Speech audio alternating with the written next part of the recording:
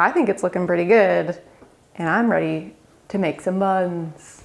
How can a box of Bisquick quickly become an ooey gooey sweet treat? Betty Crocker's answer: banana sticky buns.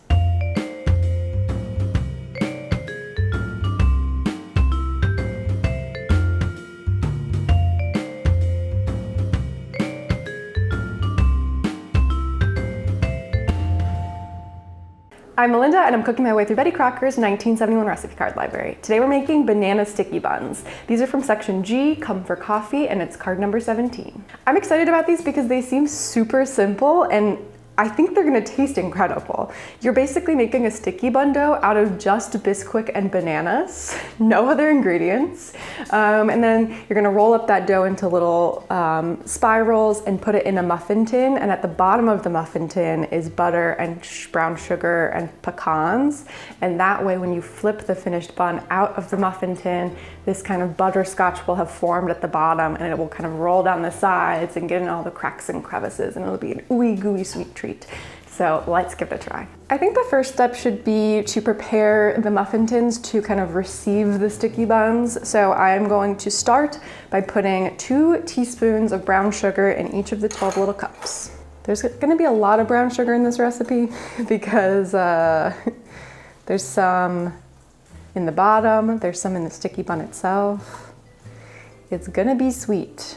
I love the idea of just putting the ingredients in the bottom here, and like in the oven they'll magically become butterscotch. You know, you don't have to make butterscotch, not in Betty Crocker's world. You just kind of throw some stuff at the bottom of a muffin tin and it will become what it needs to become on its own. It doesn't need any hand holding. I also thought maybe I should be greasing this muffin pan, but we are gonna be putting a lot of butter in here, so I'm not too worried about them getting stuck, but we'll see how I feel about that in a few minutes. Now we need 2 teaspoons of butter in each cup, and let's see how I figure out what a teaspoon is. Okay, so a tablespoon has 3 teaspoons in it, so it's really just kind of like a little pat of butter, I would assume. Like that. So I'm gonna do 2 kind of little swipes of butter in each one. That's what I've decided. How much of this butter do I need left? Oh, I just need 2 tablespoons left for the inside. So I just have to make sure I save 2 tablespoons for the inside. Just like that much. Okay. Finally, the pecans. So if you had asked me, if you walked up to me on the street and said, "What is this?" I would have said this is a whole pecan, but she calls for 3 pecan halves. And when you look at the photo, I think that this is a pecan half because there's 3 of these on the bottom of the bun. So I'm gonna go ahead and put 3 of these halves in each of these things here. And I guess I should flip them. I want the bottoms up, so that the tops of the things are kind of on the bun. If these turn out good, I'm gonna start making them all the time because this is so easy. It's like, what, 5 ingredients? I feel like people aren't really making stuff with Bisquick anymore. Like, my family uses Bisquick to make pancakes, but there's so many things you can do with it. Bring back Bisquick as an ingredient. Okay. We have our muffin tins prepared. They're almost kind of entirely full already without the bun in them, but these are gonna go in the oven so that the sugar and butter starts to melt, and then we'll put the buns in. So I think it'll like kind of tamp down a bit, but I think it's looking pretty good, and I'm ready to make some buns. All right, now we need some mashed bananas. So I have here some Chiquita bananas. They're on their way out. They're past their prime. I think they'll be perfect for mashing. Ooh. And we need 2/3. And 2/3 of the cup, by the way.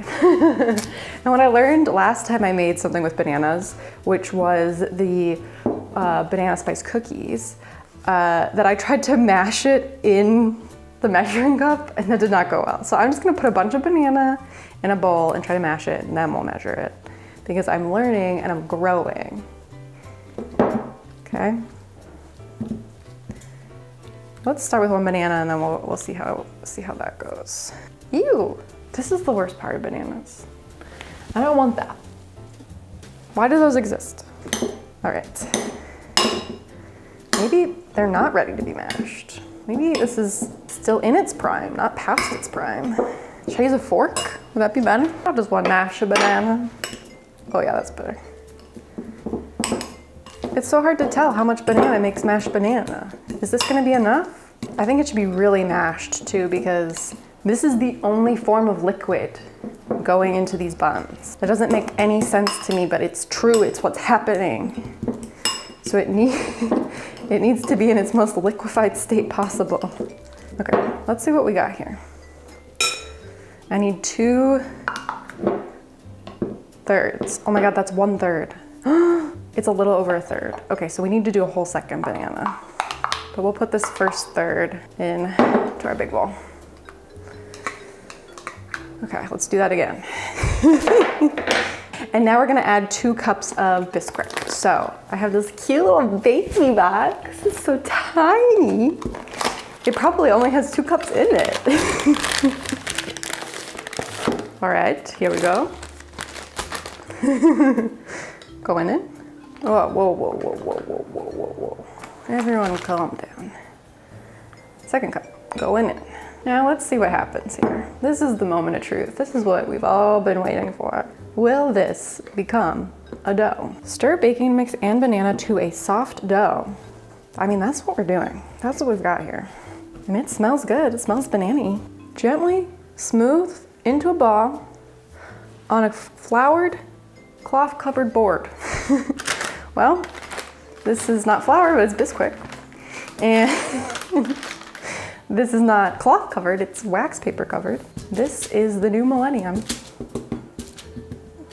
And I don't want to get a cloth dirty. We've gently rolled it into a ball. Now I need to roll it out.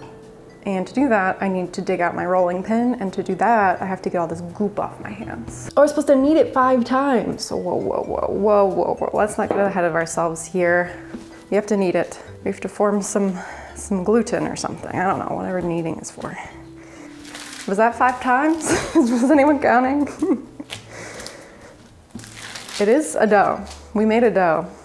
It's very sticky. I think I may need to get out some flour to do this properly because I don't want it to be too sticky. I mean, I get that it's a sticky bun, but it's not supposed to be the dough that's sticky, it's supposed to be the sugar that makes it sticky, okay? All right, I've got some flour now and things are feeling a lot better. I'm feeling better about this. It's feeling more like a dough. I found the trick with most Betty Crocker recipes is just to use more flour than you'd ever want to because things will just stick everywhere otherwise. So 15 by 9, let me think about this a bit, is a very, like this is probably already more than 9. That's probably 9, but then I gotta go longer. I like how I'm guessing at things, like I couldn't pick up a measuring tool and find out what 15 by 9 is. No, I just have to make assumptions. All right, so I've got the last 2 tablespoons of butter. I zapped it in the microwave for a little bit so it's nice and spreadable. And the idea is we're gonna spread it. We're gonna spread it all over here.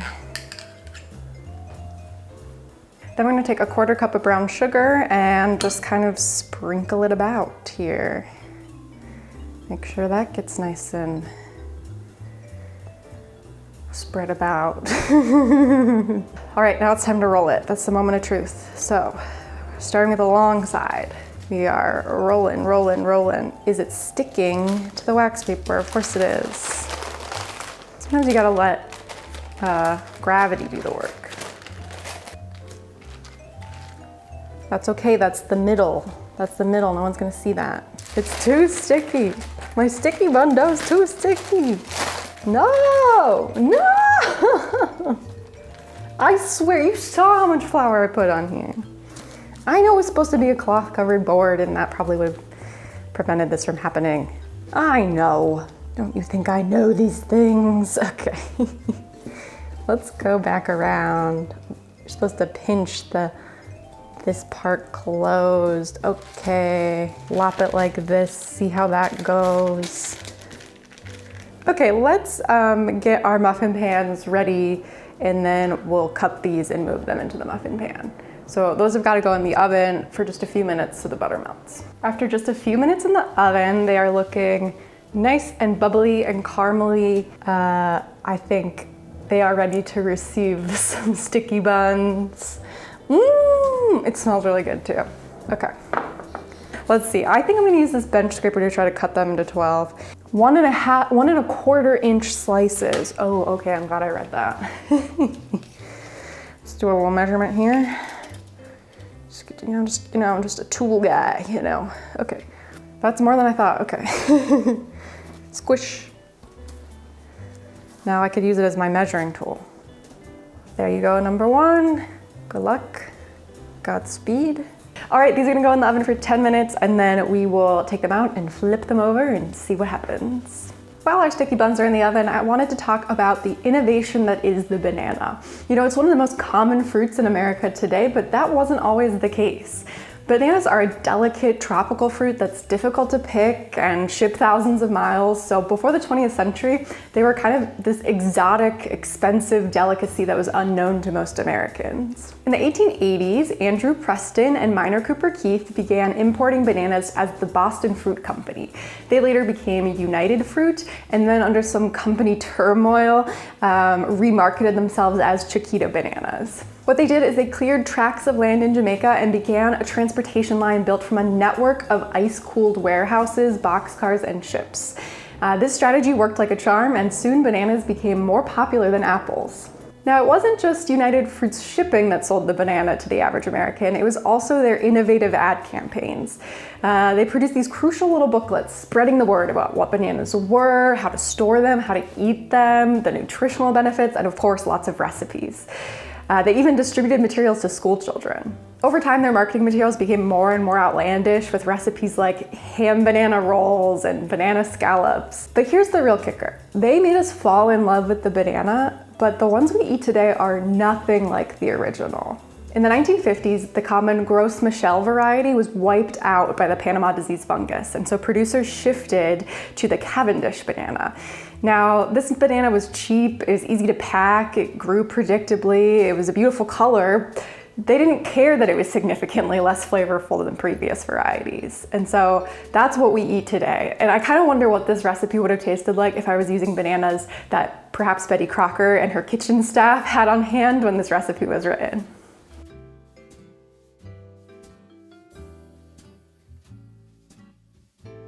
Okay, they're out of the oven. They smell so good. The banana-y aroma happening right now is like punching me in the nose. It sounds so good. So we have to do this quickly. We are going to flip, wait. I'm not an idiot. We're gonna put the baking sheet on top of the muffin tins. And then we're going to flip the muffin tins over. And we have to do this immediately before it starts to cool too much. All right, I got it, I think I got it. It's flipped. Okay, the recipe says, immediately invert pan onto serving tray or baking sheet, let pan remain a minute so butterscotch drizzles down over the buns. So that's what we're gonna do. We're gonna be patient. We're gonna let the butterscotch drizzle, and then we will lift up the muffin pan. So let's hang on a little bit. Patience. All right, here we go. I'm gonna lift them. I'm scared. Come on, what's happening? Only one came out. Okay, half of them are out. Come on. They're dropping like flies. Hello? Uh-oh. Did I leave them in there too long? We gotta loosen. It does seem like the sugar kind of congealed. I thought it was gonna really roll down the sides, you know? But see how this one is like, what happens if I were to do this again? Oh. Huh, how interesting. It really seems like I maybe left them in the pan too long because the sugar butterscotch stuff just like kind of really hardened. Then it was actually harder to get them out. Ooh, that's just gonna be a mess to clean up.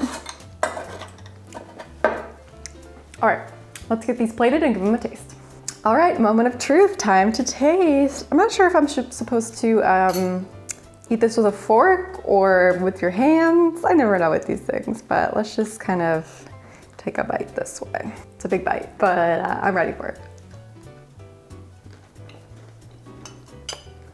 Oh my God. It honestly tastes like banana bread. Like very, very similar texture and just that, like the amount of banana I'm getting. Like I said, the butterscotch is a little bit weird. It's weird how like it crystallized. I wish it was kind of ooeyer and gooier. Maybe if I like microwave these again, put them back in the oven, the sugar will melt again. But I was surprised how quickly it kind of congealed, if you know what I mean. I love the pecans.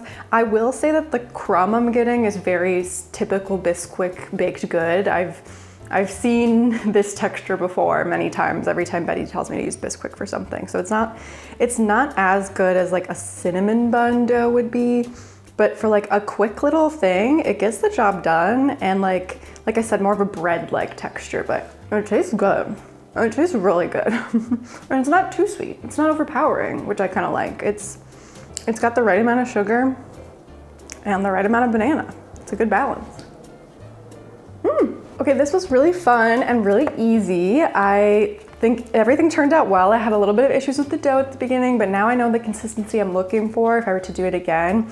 And overall, just like really pleased with the taste and texture of these. They like are really cute and taste really good. What more could you ask for? And it came together so quickly. The butterscotch is kind of solidified a bit. The taste is still really good. So I'm gonna give it 4 out of 5 red spoons. Okay, back in the box. Thank you so much for watching. If you enjoyed this video, make sure to check out this episode on banana spiced cookies. It's another mashed banana recipe that turned out really well. And if you don't mind giving this video a thumbs up, subscribe to my channel if you haven't already. And until next time, happy homemaking.